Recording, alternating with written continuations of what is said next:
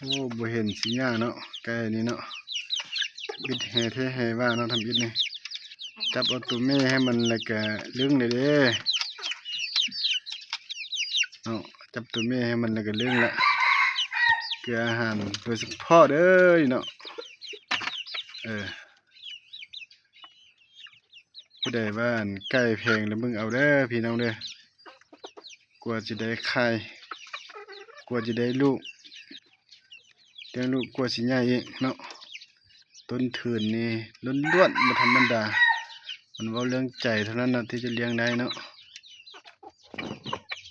ฟังให้คิดเด้ออีก2-3 เดือนนี้คือสิได้ลูกมาเลี้ยงแล้วเนาะ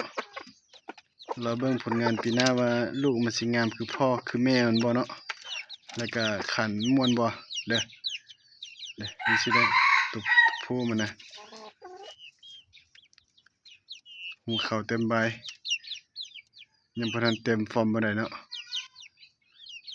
อันนี้มันใกล้ๆได้บ่ได้ซุ่มเลยนะนี่นะกล้องธรรมดาเนาะบ่ได้ซุ่มเลยคนดีเนาะบ่คือทำอิดเลยบิดนี่ยานคนเอาแถวว่าเนาะจับเมียให้มันก็บ่ได้สิบ่เห็นสิยากเนาะ เอาสำนี้ก่อนซะฝากติดตามด้วยเด้อเพื่อนๆเด้อสาวแก่เต่าทั้งหลายเด้อฝากติดตามด้วยเด้อ